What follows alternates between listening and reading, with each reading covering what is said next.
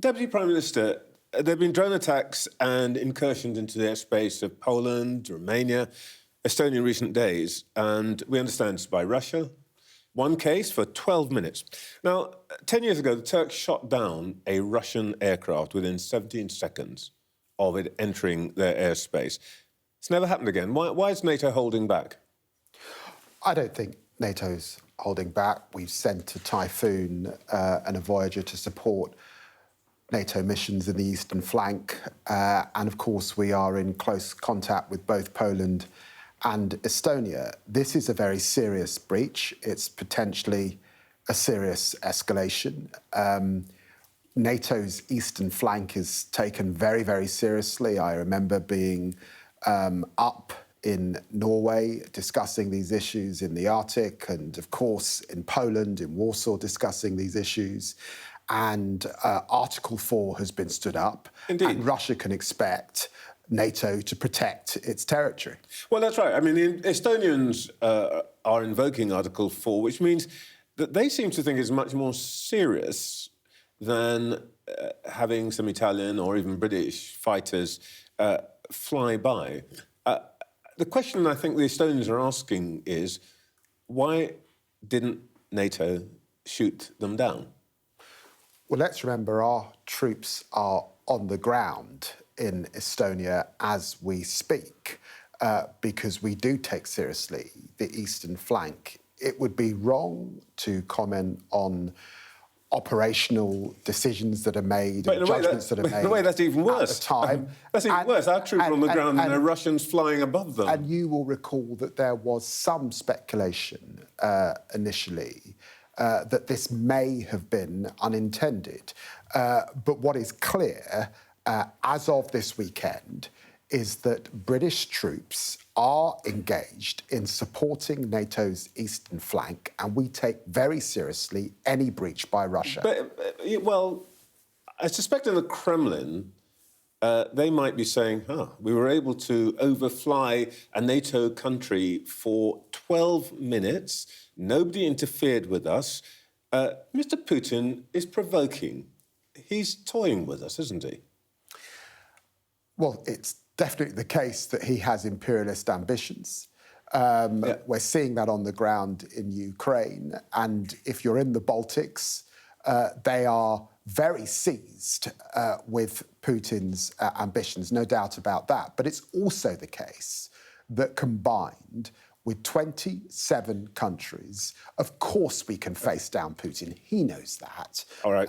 And I'd want to sort of reassure you that whilst we take this seriously, he understands that he would be up against a very, very serious effort. All right. The big news today is the government plans to recognise a Palestinian state. Is that recognition unconditional, or does it depend on, for example, the release of hostages? Ministers have said both. Well, look, I don't want to get ahead of what the Prime Minister will say later on today, but when I set out in the UN that Britain was prepared to recognise a Palestinian state, there were two conditions. One condition was, of course, unless Israel entered into a ceasefire, and the second condition was also attaching that to a serious process to get to two states. Well, look, since that announcement in July, in fact, with the attack on Qatar, a ceasefire at this point lays in tatters and the prospects are bleak. And of course, we've also seen Israel move forward with an E1 development, which would run a coach and horses between both North and South West Bank. Being settlement in West Bank. But and ensure that you do not get to two states. You're setting conditions for Israel. What about conditions for Hamas? Are there any conditions for Hamas? We have been crystal clear. Hamas is a terrorist organisation. There can be no role for Hamas. Actually, as a consequence of the decision that we made back at the end of July, we saw the Palestinian Authority and the Arab League be crystal clear that there can be no role for Hamas, the first time they had done that. So we're absolutely clear. They're terrorists. They should release the hostages. That is unequivocal. But notwithstanding that, Trevor, and this is an important point, when we talk about a Palestinian state and any step to recognise, it is because we wish to keep alive the prospects of a two-state solution. That is what in jeopardy. That's not just about Gaza, it's also about the West Bank, settler violence and expansion. If you recognise a Palestinian state and Gaza is part of that Palestinian state and Hamas is still in control of Gaza, how does this work?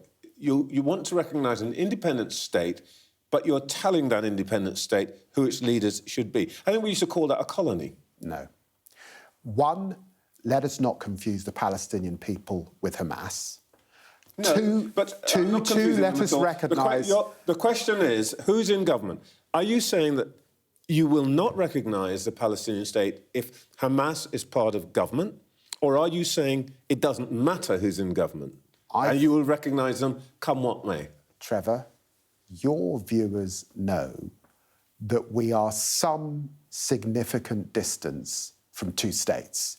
They also know that the only prospect for peace in the regions is two states, and that is why the British government, along with others, has been keen to keep two states alive. I don't want to get ahead of what the Prime Minister might say later on today, but that is what gets us to recognition. No one says that you can recognise with Hamas, and indeed the Arab League and the PA have rejected Hamas. But we have a memorandum of understanding with the Palestinian Authority. We are working to reform the Palestinian Authority, and we have to keep two states alive for the children of both Gaza and the West Bank and East Jerusalem. I'll tell you why this is not entirely clear. You just told me, I think 3 times, that there are not two states, but you're about to recognise the one that doesn't exist. How does that make sense? Well, I think you're putting this a little simplistically. No, it's not simplistic. Trevor, steady on. Let me finish the point. I'm just repeating your words back to me and asking you, what does it mean? There are not two states. You're saying you're going to recognise two states because you already recognise Israel. Where's the other one come from? Trevor. What's its borders? Trevor, your viewers know that any decision to recognise a Palestinian state, if that were to take place later on today, does not make a Palestinian state happen overnight. That has to be part of a peace process. It has to be based on 1967 borders. It has to be placed on a shared capital in Jerusalem. That will be for final status discussions. But it is to keep that process alive, a process that the United Kingdom has committed to over successive governments. So that is the decision. It is not to say, as night follows day, you recognise one day and a Palestinian state appears the next. No one thinks it's that easy. OK, we understand that essentially this is symbolic, my word, not yours. So what is your message to the families of the hostages who are still held by Hamas, who have said this weekend that you will have, I'm quoting here, dramatically complicated efforts to bring home our loved ones, that you are rewarding murderers, and have pleaded with you not to take this step? Well, I met with those families earlier on this month to discuss the decision that we took in July, to listen, of course, to their concerns. And they know that the British government continue to do everything we can in their capacity to see the release of those hostages. But I also explained to them our deep concerns about settler violence, about settler expansion, about the E1 development. And then since then... But they obviously didn't accept it, did they? Since then, we have also seen many hostage families sound the alarm bells that there has been effectively an attack on Qatar that has made it very hard to see a ceasefire in the coming weeks. So that's the context into which the Prime Minister will be making a decision later on today. All right. Let's talk about a couple of domestic issues. The appeals court have ruled that France is a safe country. So is India, by the way. No human rights obstacle returning anyone to France or India. So why is this one in, one out policy still actually about 31,000 in and 3 out? Why aren't you sending people straight back? Well, the starting point is returns are up 14%. 35,000 returned, and as Foreign Secretary, I kept a close eye in the relationships we were striking with a number of countries to make sure that their nationals are returned if they've got no right to be here. The truth is that we exited the European Union. We left the Dublin Convention. We did not have arrangements in place with countries to return. But it doesn't matter. There's no objection to sending people back to France. It's a safe country. This pilot is the first step at a negotiated deal with France for one in, one out, and I'm pleased that that has now happened despite attempts in the courts to thwart that. It's the beginning, not the end, of the story. So here's the problem with this. 1,000 people crossed the Channel yesterday. Even if you got to your target of 50 returns a week at current rates, the probability for anybody getting into one of those boats being returned to France is around 1 in 20. In other words, 19 out of 20 of every boat will be sure that they won't get sent back. That is not a deterrent. What is the point of this? I recognise that this is frustrating. Of course it's frustrating to see people coming across in this way, and it's deeply, deeply disturbing and troubling when people are losing their lives because of these gangs. But people also want to see the government making an attempt to rebuild a system that was broken by the last attempt. Nobody's going back. To rebuild a system that was broken by the last government. This is a breakthrough. Many journalists were suggesting that we wouldn't get there. Know that they're not going to be sent back. It's not a breakthrough. Just a few weeks ago, many journalists were speculating that we would not be able to do a deal with France. They were then speculating that the court would thwart that deal with France. We've got that deal, but I've said to you, Trevor, it's the beginning, it's not the end. It's an important deal to have struck, and we can build on it over the coming months and increase the numbers. All right. And that's what I expect the Home Secretary will be doing. OK, are we heading towards derogation from the ECHR, the European Convention of Human Rights, in order to make it easier? Or maybe just how it's applied? That's what the Home Secretary's been talking about. Well, the first thing to say is I've heard those who said we should pull out of the ECHR. It would undermine the Good Friday Agreement. It would undermine our fight against terrorism. We're not talking about that. We're talking about specifically Article 8, which is the right to family life, so people can't claim, you can't send me back because of, my girlfriend or my cat or whatever it happens to be. But just in the first 2 weeks in this new post as Justice Secretary, I was speaking to my Danish colleagues about the concerns that we have around Article 8 and whether we can come together as European colleagues to look at the ways in which we believe people are attempting to thwart, particularly areas around right to family life. How can we look at this again, and how can we come to a new arrangement? And that work has, must begin. How quickly might we see action on that? 1,000 a day? Well, I hope... How quickly can you get something done? Well, you will recognise that to make this effective, you've got to work right across Europe. This is being raised by many European allies. Yeah. I believe we can get together following my predecessor going to Strasbourg, and we will attempt to deal with it. All right, let's come to your own new responsibilities for prisons.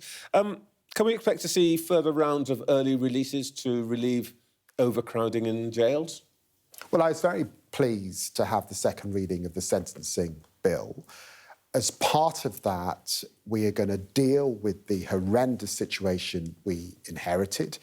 It was a situation in which the last government found just 500 new places in prison over their 14 years in power. We will get to 14,000 by 2031. But we have to have punishment that works. And that means we cannot continue to have the recidivism rates and the reoffending rates that we see. Prison isn't working if people continue to constantly reoffend, and that is what we're attempting to do. And that's why I put 700 million into the probation system. All right. OK, just before you go, let me just ask you a question about your previous responsibility, and that was as Foreign Secretary. You oversaw the appointment of Lord Mandelson to Washington. Last week, Peter Kyle told me that you knew that there had been a risk, but you thought it was worth taking the risk. The Prime Minister says new information's come to light and all of that. The question I think I want to know is, there's this very expensive and extensive vetting process that goes on, supposed to uncover material that is not available to most people, yet it failed to discover information that journalists got hold of and gave to the government. Are you going to overhaul that vetting process? Well, look, I think that clearly there was a security and vetting process. The Prime Minister has made clear if we knew what we know now, he would not have made the decision to appoint Peter Mandelson. You will recognise that we rely on the system. This has been a complex case in which further information has come to light, and that affects the political judgment. And that political judgment is effectively that Peter appeared. Well, we went through all of that. Forgive me, we went through all of that. That's the with decision. your colleagues. That's a judgment call. That's not really about a vetting process. All right. That's a judgment call that politicians did not know at that time. All right. I read this morning, just very briefly, that your name's in the running to be next ambassador to Washington. You fancy it? Well, look, the Prime Minister's decided I'm Deputy Prime Minister, Lord Chancellor and Secretary of State for Justice. I think adding a fourth job to the mix would be a little bit too much. No, but you'd be swapping all of that for a lovely mansion, I think it's on Massachusetts Avenue, isn't it? We've got some fantastic diplomats. I think there are some good names to choose from. Thank you. Ah, that was a piece of diplomacy. Thank you very much, Deputy Prime Minister.